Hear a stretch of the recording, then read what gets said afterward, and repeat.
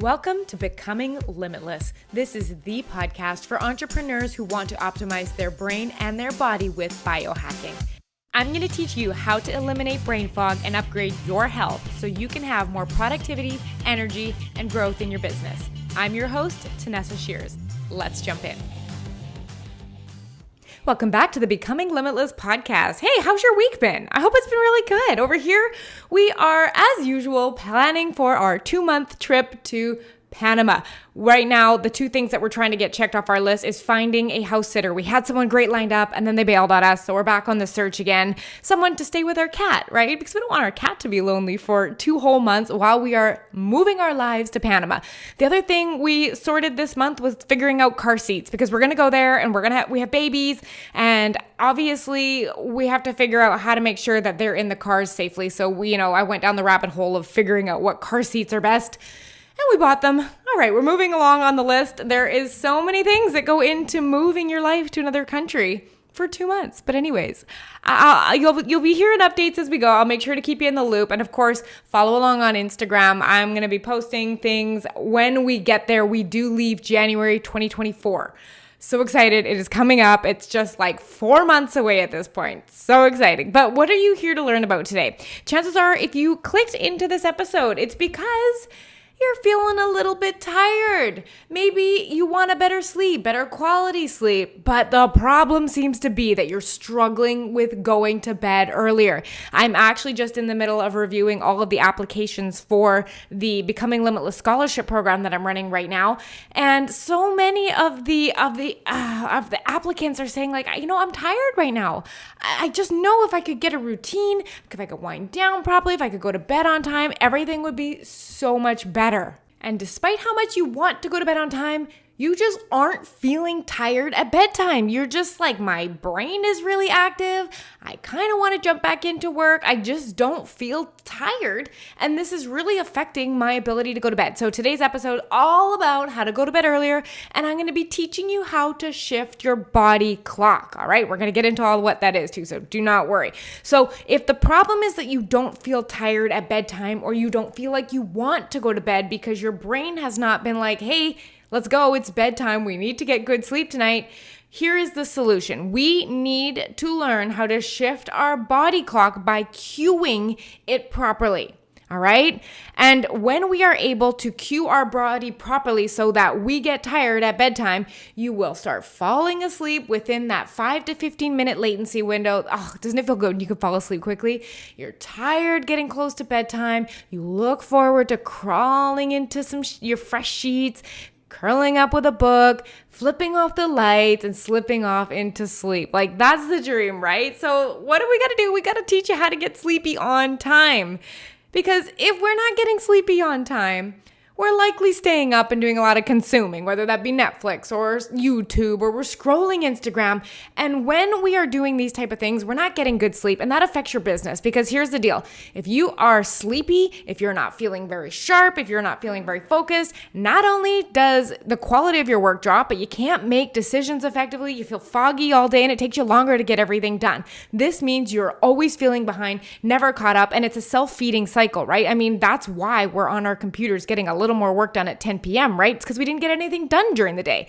Well, wouldn't it just be better to get good sleep, stay productive during the day, get everything done, and then have your evening time for you, right? So the result is we really just want you to feel more energy, and I want you to feel more focused in your business. So we're going to rewind it all the way back, and instead of slapping on a bunch of Band-Aids, giving you some more caffeine, and taking a cold shower in the morning, let's get you to bed earlier so that you can have quality sleep. So here's a funny story. My husband and I were looking at his Fitbit data, and I had noticed like for the last month, he hadn't gotten more than like 6 hours and 15 minutes of sleep. And I was like, yo, what's going on with your sleep? And he's like, I'm just not feeling tired before bed. And I just stay up. Now keep in mind, like we're usually in bed around 9 o'clock. And he's like, well, I'm on my laptop till 9:30 and then I read for a while. And I was like, cool. Do you want to do an experiment? What if for the next week, you turn off your screens at 8:30, 8:40, and then you just read? And the funny thing is like he is falling asleep faster than me now. So what this whole point of the story is showing you is that just by changing one variable on how his brain was being stimulated before bed, he now gets tired and falls asleep. And the crazy thing is he's been getting 7 to 7.5 hours of sleep for like the last week and a half now. And it's crazy to see just like he notices his mood difference. He feels better. It's easier to stick to his fasting schedule. So a lot can happen when you take care of your brain and your body clock. So we're going to go through some of the factors that contribute to you staying up late that I teach inside of my Becoming Limitless program as part of my CEO sleep system. But first, let's talk words here so that we know we're all on the same page. So let's talk about your body clock. You've probably heard this before, but what is it? It's your own body's ideal circadian rhythm. Now, if you've heard the word circadian rhythm before, your body basically functions on a clock. So think about this. Your heart rate goes up and down at certain times of the day. Your hormones pulse and retreat at certain times of the day. Your heart rate, your blood pressure, your body temperature, your sleep-wake cycles, like these all happen at very rhythmic times during the day. And this is actually run by our brain. It's not something we necessarily can choose. Now, we all have a unique clock in our body that functions slightly different from everyone else because it is very unique to us, right? Now, the problem is it gives you a rhythm of like when your ideal bedtime is and when your ideal wake up time is. And if you follow this rhythm, you're going to feel a lot better. But here's the deal. If you live outside of this rhythm, meaning you're sleeping later than your body wants you to sleep, or you're waking up later than your body wants you to wake up, then you might constantly feel jet lagged. Jet lag, that feeling of just like that foggy thinking, you're tired, you can't catch up, your body kind of feels off. If you've experienced that, you may actually just literally be giving your body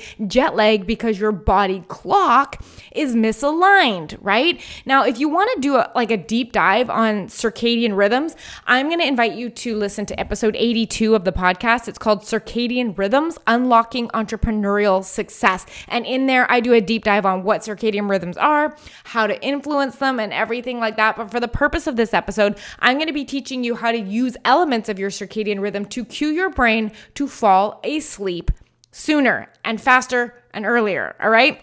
Now, naturally, this brings up the conversation of chronotypes. Have you heard that word before? So your chronotype is your body's genetic preference to be a late morning or an early morning person. So an example of a late morning person would be someone that wakes up and feels really good waking up around 7:30 or 8 a.m. in the morning. An early morning would be someone who thrives waking up at 5 a.m. or 5:30 a.m. Now, I did a deep dive on a different episode as well on chronotypes, episode 30, the 5 a.m. Club Lie. Go listen to that one if you really want to deep dive on chronotypes, but I'm going to give you the gist of it here. You have a gene called your PER3 gene, and it actually dictates what time your clock runs at. It is genetically set, like your eye color or your hair color. So meaning you can't change it. If you are naturally an early bird, you are naturally an early bird. If you're naturally a late morning riser, that is who you are. Fighting with it gives you that sense of jet lag, all right? So think about this. Like my hair is like a medium blondie brown color, right? Like that would be my chronotype, let's say. Now I can dye my hair black, meaning I can do things to shift it, but underneath, I still have brown hair. My roots are still coming in brown no matter how many times I dye it black. So that's the same thing with thinking of like shifting your chronotype. If you are naturally designed to wake up at 7:30 or 8 a.m., that is like having brown hair, and trying to wake up at 5:30 a.m. is like dyeing your hair black and hoping one day you'll just wake up with black hair. It's not going to work that way. You are always going to have brown hair. So having said that, we're going to be doing our best to embrace our chronotype. I'm going to talk about that a bit later. But in general, we want to work with our chronotype. Now, there's two ways that you can find it. I read a book called The Power of When by Dr. Michael Bruce. And if you go on Google and you just search up the Power of When quiz, there is a free quiz that you can do. And what it will do is it'll ask you a bunch of questions that are personality type questions. And based on those, it will give you an idea of what it thinks your chronotype is. So it'll divide it into animals. So for example, if it tells you you are a bear, your ideal schedule might be 11 to 7:30 for sleep and wake, right? If you are a lion, you might be 9 to 5:30. If you are a dolphin, you might suffer with insomnia. And then the last one I think is a wolf, which means you go to bed around midnight and wake up around 8. And this is when you thrive. It does not mean you're lazy if you wake up late. It means that is your chronotype. So if you have that opportunity, go and check that out. I always find it so interesting. If you want to come over on Instagram, let me know what your chronotype is.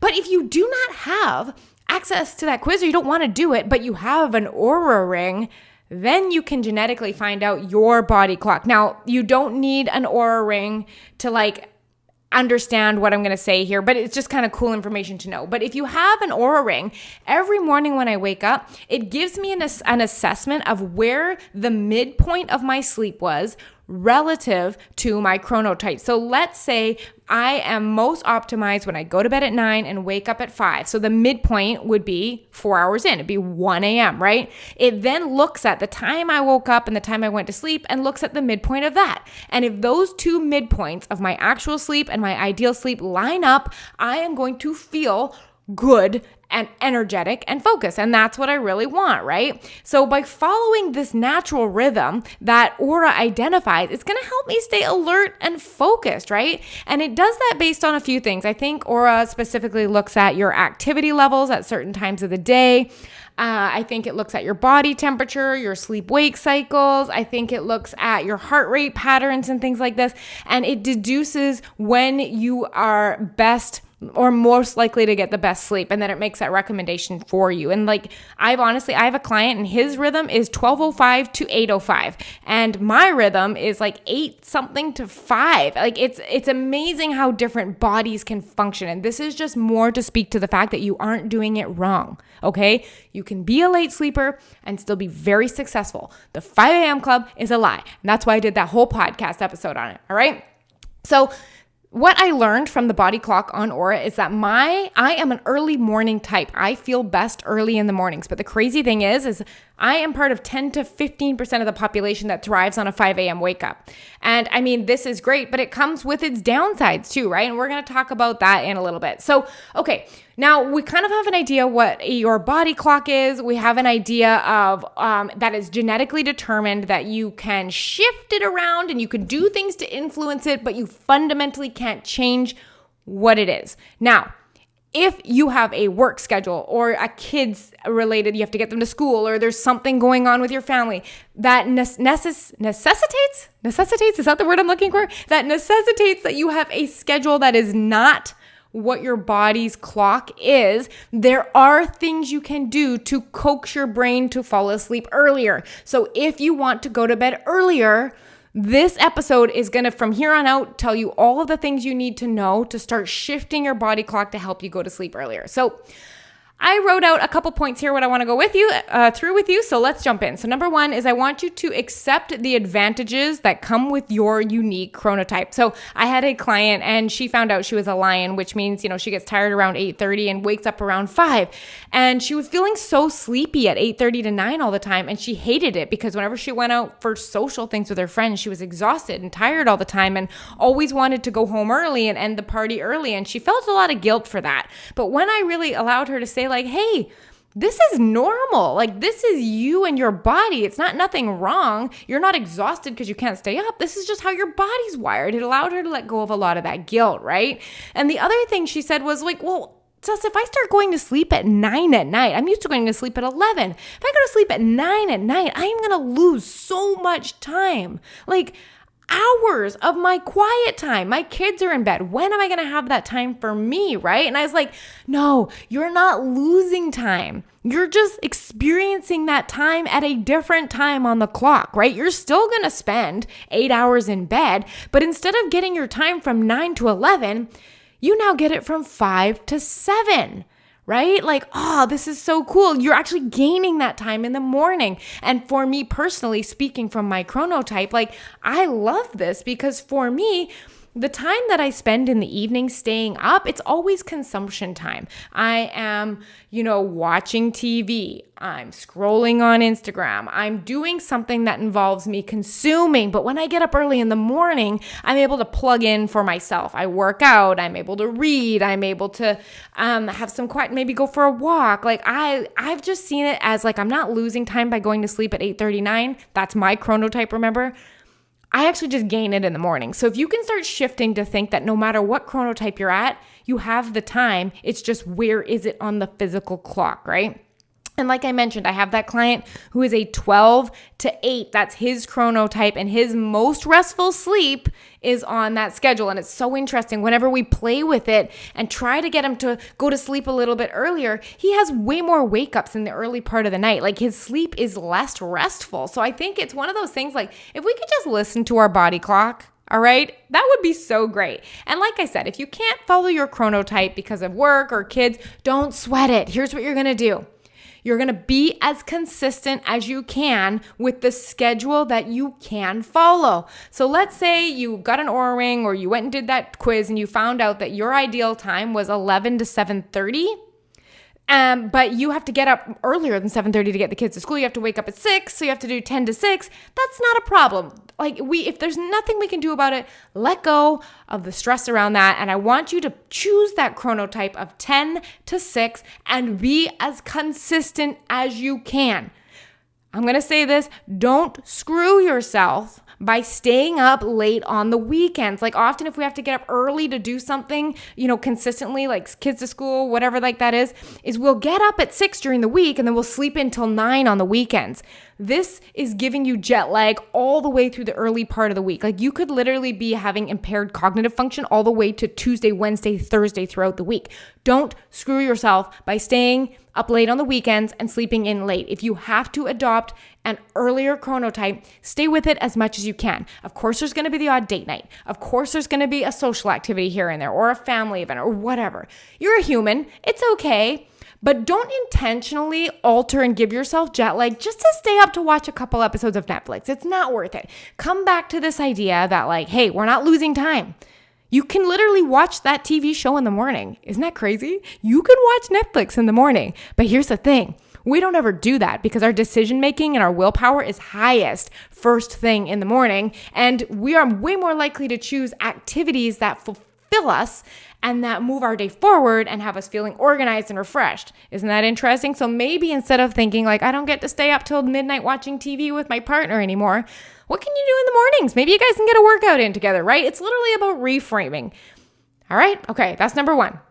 Accept your chronotype and the advantages to each. So, number 2, I want you to ask yourself, if you want to go to bed earlier, I want you to ask yourself, why do you want to change it? So I want you to notice when I'm asking these things, like I'm not jumping into the tactics, which I know is what you're here for. You're just like, tell me what I can do so I can go to bed earlier so that I can wake up earlier. But much of what I do is about looking at your mind and the way that you think. And this is so important because I'm a full believer, and I teach this in my programs, that the single biggest and best skill that you can master as an entrepreneur, as a parent, as a person living in this world is your ability to direct your thinking on purpose, to direct your focus, to be able to say, this is what I want to do and I am going to do it despite all of these circumstances which are making it feel hard, motivation, whatever like that. So you'll notice I am talking a lot about that because this is what makes the difference. Because to be honest, if I just gave you a list of ideas like, hey, alter this, and this, and you'll be able to wake up earlier, sure, you'd probably wake up early for the next week, but it wouldn't stick, right? Because you'd probably be like, oh, this sucks. I'm missing out on all this me time. And you'd go back to Netflix until midnight again. So I really want to get in your brain and help you fundamentally change the way you see yourself and your health and give you some alternate beliefs to look at this reality. That is how I facilitate change. All right. Now, why do you want to get up earlier? All right. Or sorry, why do you want to go to bed earlier? I'm already thinking about the morning. Why do you want to go to bed earlier? Why do you want to shift your body clock? Here is not a good reason to shift your body clock. If you saw someone on Instagram who said you have to be up at 5 a.m. to be successful or you suck, If you saw that on Instagram and then came over to this episode to figure out how to do it, I want to let you know that you do not have to get up early just because you think that the most successful people in the world wake up early, so you should too. I promise you, you can be successful on any schedule. There is actually a colleague that I have, and he has... with his community, he wakes up every morning at like 3:30, 4 a.m. and posts a photo of him waking up at that time. And it is like, if you want to be successful and if you want to not have your workout screwed up and stuff like that, you have to get up at like 4:48 in the morning, 4 in the morning, all of this kind of stuff. But the interesting thing is like, he likely doesn't recognize or even know about the concept of chronotypes. So when, people go into his program, I'm sure they do have success and I'm sure they do love waking up early, but they probably also find that they're super foggy and low energy all the day. So yeah, I mean, you're getting your workout in, but if you feel like crap the rest of the time, is this really a payoff? And if you're sacrificing your sleep, you're really not getting the benefits of your workout anyway. So I really want you to caution that when people are saying you have to get up early to have success, to get your workout in, or you won't be able to do it because then the day runs away from you, these are likely people that are these natural early birds and don't recognize the concept of chronotype. So let that guilt go. There's a YouTuber that I follow and I absolutely adore her. And she did a video on how to wake up at 4:30 in the morning.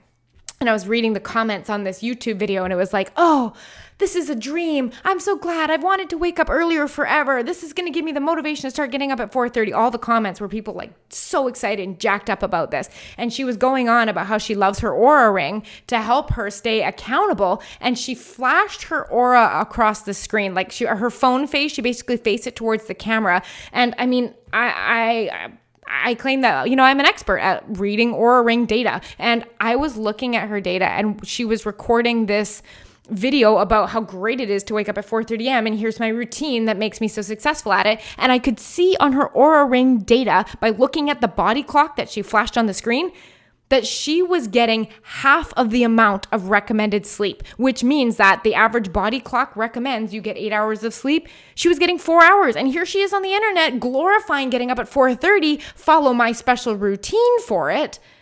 Yet she's not getting good sleep. And it's so funny. And it made me, I was watching the video and I remember she turned it on and I remember thinking like, she doesn't look so good. Like she looked rough.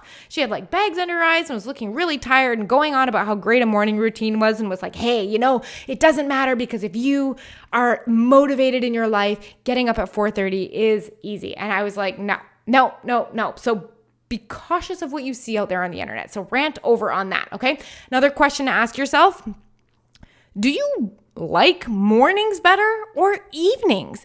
Like, is there a reason you want to go to bed earlier? Because if it's just because you saw it on the internet, then we really want to dig in more of like, do you actually like that being up early in the morning better? And if you do, maybe we should shift it. Or do you like having that evening time? Is that when you really feel cozy? Or is that when you really feel like you can relax? Like, this is all reasons you might want to shift your clock. Another question you want to ask yourself is, do you like how you use your time in the morning differently versus the evening? So how back to I said that for me, my evenings, if I stay up past my bedtime, I'm consuming. I'm on Instagram, I'm watching YouTube, I'm watching Netflix, or God forbid, I'm back in my inbox. Terrible thing for me. But that's how I use that time. And I never use my morning time that way. I like how I use my morning time better, so I'd rather have that time there. So that might be a reason you want to go to bed earlier. Or how can you choose to use your time differently if you want to keep your current rhythm? So let's say you like how you use your time in the morning better, but shifting your clock puts you out of rhythm and you feel all tired and jet laggy. Can you choose to use your evening time differently? So I just did a couple episodes ago called How to Get More Out of Your Downtime. And it's really looking at like, well, if I am going to have a later evening time, that I'm going to go to sleep because this feels better for me. What do I want to feel from this time? If I want to feel relaxed or I want to feel peaceful, I need to make sure I'm choosing things that make me feel like that. The literal time on the clock that you have your me time does not matter. I'm constantly looking at, am I getting out of this time what makes me feel good? All right. So why do you want to get up earlier? Now, let's say Okay, I've accepted my chronotype. I know why I want to change it, and I still want to change it. Let's get into some of the tactic. Number one, what is the target bedtime that you want? You need to know that first. So I want you to know, like, hey, I want to have my lights out by 10 o'clock. I want to have my lights out by 11 o'clock. I want to have my lights out by 9 o'clock. You need to pick a time. So we start there. Now, first, we need to understand the actual problem. So remember at the beginning, I said the problem is you do not feel tired at bedtime. Your brain is too active. Maybe you want to jump into work, right? We need to understand the problem and why we're feeling alert. So I'm going to go through 5 factors here that are scientifically cueing your brain for you not to feel tired, okay? Number 1 is light. Light enters your eyes. It goes into your brain, into a little area called your suprachiasmatic nucleus, your SCN. And what it does is it stops melatonin production. It's like, hey, the light from your screen is white and blue, and that's light that I see when it's the middle of the day. So this definitely means that we're in the middle of the day. We should produce all the chemicals in the body that keep us alert. We should definitely not produce melatonin, and we should definitely not feel tired, right? Because if you think about it, like if you remove electricity from your life and you only had to live by the sunlight outside, in the evening it's dark, it gets dim, it gets red, like red, orange, sunset colors, dimness, all of that kind of stuff. That tells your brain time to get winding down for sleep. Melatonin needs to be produced. It's time to feel relaxed. But if you are staring at a screen, does not matter what screen it is, you are telling your brain to stay alert and not produce the hormone melatonin that helps you feel sleepy. This is so important to understand. It's not that you have trouble going to bed earlier. It's you're literally telling your brain to stay up and then wondering why we're not tired. All right. Number 1, light. Number 2, temperature. All right. So if you wanted to feel alert in the morning, the best thing you can do is increase your core temperature. All right. Now, if I wanted to increase my core temperature, I might do exercise, I might move around, all of those kind of things. But think about this at night. If you are sleeping in a very warm environment or you are all bundled up, you keep your core temperature very warm, and this prevents a natural drop in temperature that happens prior to falling asleep and makes you sleepy. Yes, you heard me. Your body temperature has to drop for you to feel sleepy. So if you are all cozied up, warm, under 8 blankets on a heating pad, I can guarantee you this is affecting your brain's ability to wind down and fall asleep. Factor number 3, food and exercise. If you are eating or exercising within 3 hours of bed, this increases body temperature, it increases heart rate, and it increases blood pressure. There's a very good chance as well that you're stimulating cortisol and adrenaline if you're working out, and these things actually jack up your resting heart rate.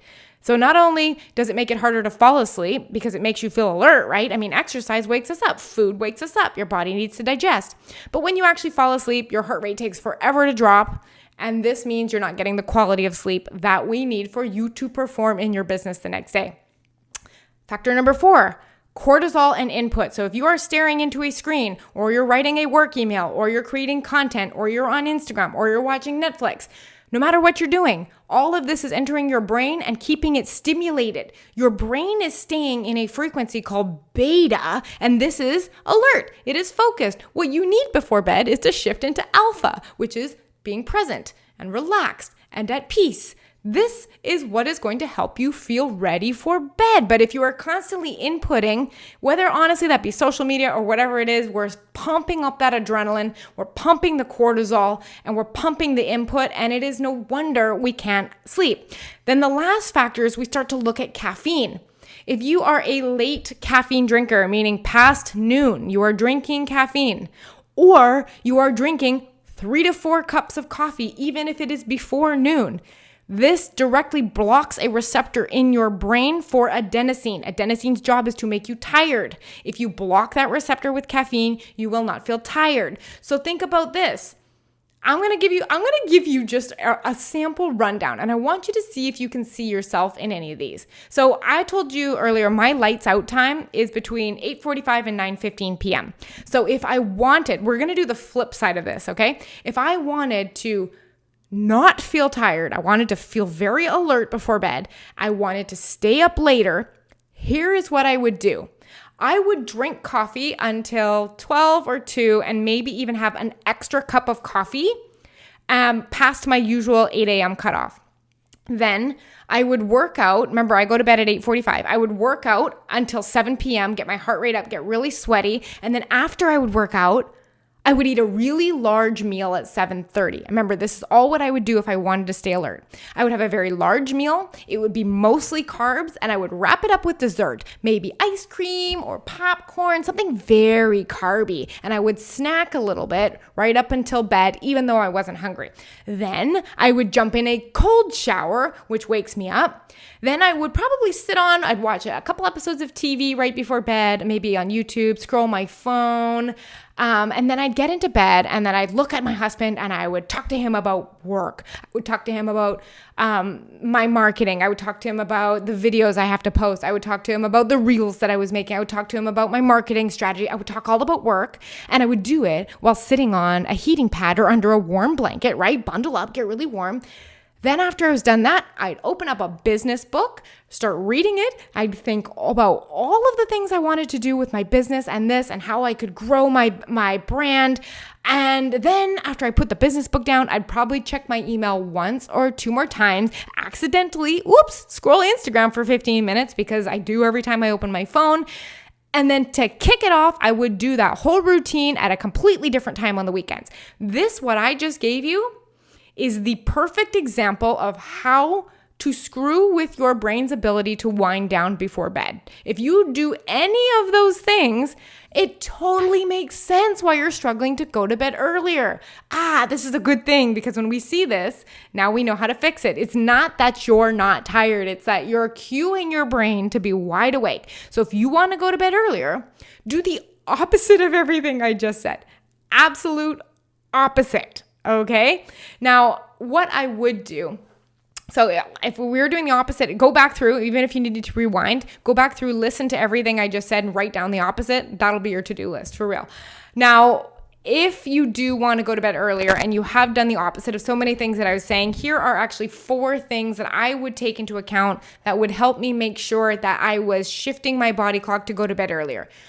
I would create a wind down routine that downshifts your brain activities. You know how we talked about your brain is in beta, alert and focus, we need to shift it to alpha, and we need to know the activities to do that. And this is something we cover in detail in my CEO sleep system. So if you ever do decide to join me in the Becoming Limitless program, this is something in detail we go through because it matters, right? But you want to create a wind down routine that creates that peace, that presence, and that calm. The second thing, we want to remove the stimuli that tells your brain to be alert. So whether that is the caffeine, the TV, the screens, the scrolling, the conversation, the business books, we want to make sure that we are keeping it info and input light before bed. All right. Then number 3, I want you to allow your heart rate to stay low in the 2 to 3 hours before bed. And this looks like not doing exercise if possible in the 2 to 3 hours before bed, not eating large meals or food at all, even snacks, within 2 to 3 hours before bed, right? Just allow yourself to relax. And then lastly, cue your circadian rhythm with light and temperature. So lights are dim, they're red, and they're low. And your temperature is nice and cool. Your bedroom is nice and cool. You're wearing light layers.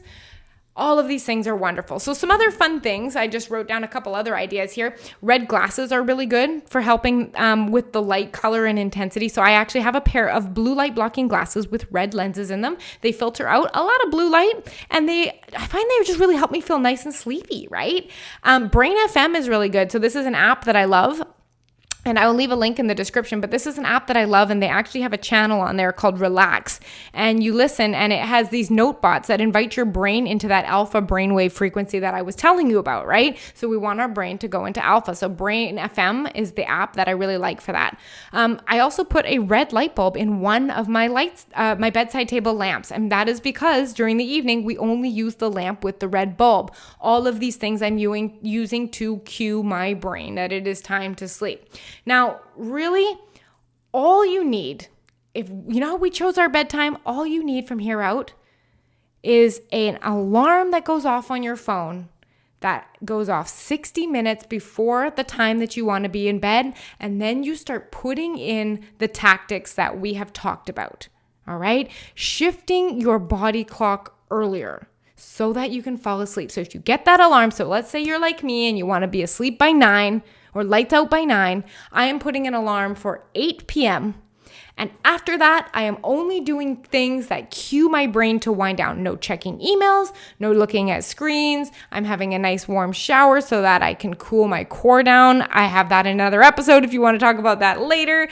And just literally looking at no screens, low light, just phasing out all of the movement, nice and quiet, cozy time before bed. So 60 minutes out, and then using your self-discipline to execute on that until this becomes your routine and you find it easier to stick to. So last thing I'm going to say, let's say right now you're doing all the things possible that cue your brain to stay alert. Great. I want you to ask yourself this. What is one thing you can change? One thing that you can change right now to help you go to bed earlier. And if you listen to my story with my husband in the beginning, the one thing we changed for him was screens off. And that made all the difference. So that would honestly be where I'd recommend to start. I know it is hard. Start with 15 minutes before bed if you really want to take it gradually, then move to 30, 45, 60. But these are things that you can layer in one at a time. Pick one thing, change it, give it a week or two, and then change one more thing. So I hope that has been helpful and giving you insight in how to go to bed earlier. The big thing I want you to take away is it's all about shifting your clock and understanding what factors are cueing your brain to stay alert and then modifying or removing them until you are naturally getting tired at your desired bedtime. I hope you guys have a beautiful week, and I'll talk to you next time. Bye. Learn something new in this episode or feel inspired to take action? I'd love for you to share it with a friend and leave a review. Your review will help one more entrepreneur feel healthier, more energized, and focused. If you feel good about helping a friend or a fellow business owner you've never even met, you are my kind of people. I'm excited to help you become limitless in the coming episodes.